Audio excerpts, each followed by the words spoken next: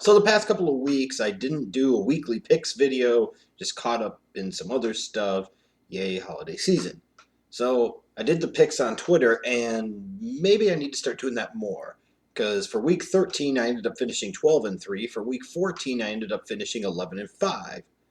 So those are two pretty good weeks back to back, and I'm sitting now at 119-71 for the season, heading into week 15. Maybe I'll start tweeting out the picks more. I don't know. So, anyways, let's see how I do this week. See if I keep the streak alive or if I revert back to good old Jeff form. So here are my picks for Week 15 of this 2016 NFL season. They are also in the description box down below, and hopefully I happen to at least touch on every single game and don't forget any. Now, Thursday night, I had the Seahawks over the Rams. I'm sure most people did, even though the Rams had some recent success over the Seattle Seahawks. You just had to feel with the coaching change on a short week and Seattle really needing to kind of make a statement game and right the ship that that's what was going to happen is the Seahawks were going to kind of roll over the Rams, and that's exactly what did ultimately happen. Another boring Thursday night game. What more can you say? I think tomorrow we've got the Dolphins and the Jets. I expect a bit of an upset here, especially with the Dolphins not having Tannehill. I'm not saying that Matt Moore is going to go out there and completely stink up the joint. And to be fair, the Jets are starting Bryce Petty. But the first time these two teams played, it was a close game. You know, the Jets are playing at home. I, Upsets happen sometimes, especially when you talk about divisional matchups. Teams are really familiar with each other. They see each other twice a year, every single year. So the Jets probably want to go out there and make some type of statement, although as bad as they looked against the Colts on Monday night the other week, I don't know if they're going to make a statement of any kind. But I will take the Jets to beat the Dolphins. In terms of the Sunday action, I'll take the Bills to beat the Browns. Sorry, Browns. You're still the skid marks. You're not winning this week. I can't even believe, funny story, I think it was last week, the Cincinnati-Cleveland game. I'm not kidding, but it doesn't matter because at the end of the day, I have to stand by it.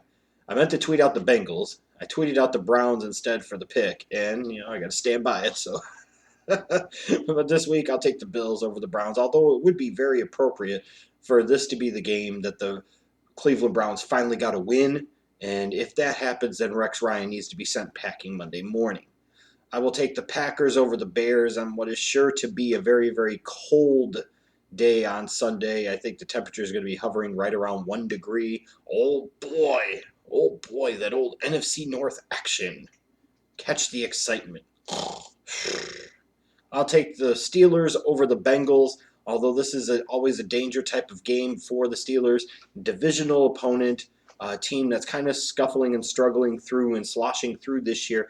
These are the types of teams that the Steelers really stumble on.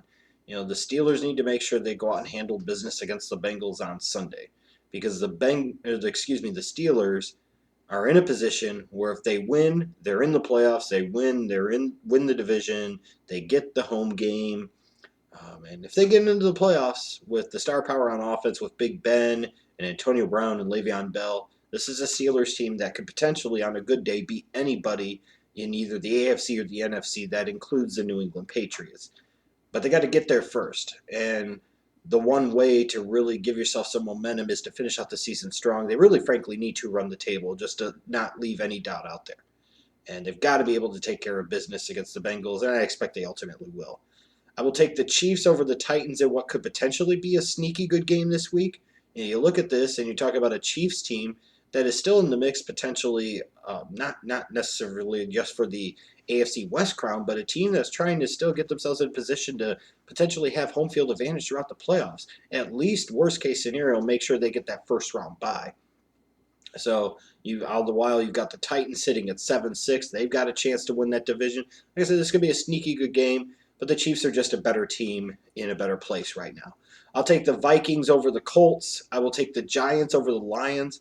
I will take the Ravens over the Eagles, the Texans over the Jaguars, the Falcons over the 49ers, the Cardinals over the Saints, New England to beat the Broncos. I will take Oakland over San Diego. And then you get to the Sunday night game. And I'm going to be honest, just based off a lot of the games that I listed right there, there's not a lot of games that look all that exciting right now for this weekend. They really don't.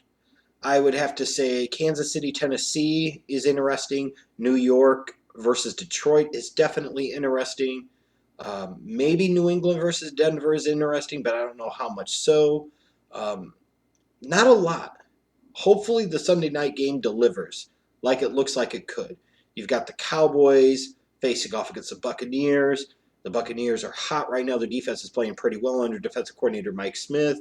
You've got Jameis Winston playing at a solid level. All the while, you've got the Cowboys coming off of a tough loss last week to the Giants. People questioning now whether the Cowboys should bench Dak Prescott in favor of Tony Romo. And holy Christ, here we go again. But you look at the Cowboys; they're sitting at 11-2. They win this game, and for all intents and purposes, they're going to clinch home field advantage throughout the playoffs. It's better to get it done as soon as you possibly can. All the while, the Tampa Bay Buccaneers are fighting for their playoff lives. They're trying to win the division, or at least, worst case scenario, put themselves in a position to get one of the 2 wild card spots in the NFC. This game should be a lot of fun, and I hope it is a lot of fun, because we've had enough stinkers of primetime games throughout this entire season. Hopefully this will be one of those blips in the radar where it's actually good. Hopefully. I will take the Cowboys to beat the Buccaneers. My thought process being is that Dak's going to be motivated to play well, because he didn't play well against the Giants last week. To be fair to him, though, if the Cowboys secondary doesn't allow Odell Beckham Jr. to shred him for a 60-plus yard touchdown in the fourth quarter, the Cowboys still find a way to win that game. So for all the talk about Dak and he didn't play well and the fact is they were still in a position to win the game in the fourth quarter, and the defense led it up as much as anything else. But I'll take the Cowboys to beat the Buccaneers. If they don't beat the Buccaneers, things could potentially get really interesting. And then Monday night, excuse me, I will take the Redskins to beat the Panthers. The Redskins have something to play for. The Panthers do not. Kirk Cousins now is just trying to put money in the bank whether or not his team makes the playoffs. He's going to do you like that? How do you like me now? Pay me, motherfucker. And this is a chance on primetime Monday night to show why he needs to get paid big time in the offseason. Kirk Cousins ultimately rolled the dice, and he won. The Redskins rolled the dice, and now they're going to pay. But those are my picks this week. Let's see how I do. Later.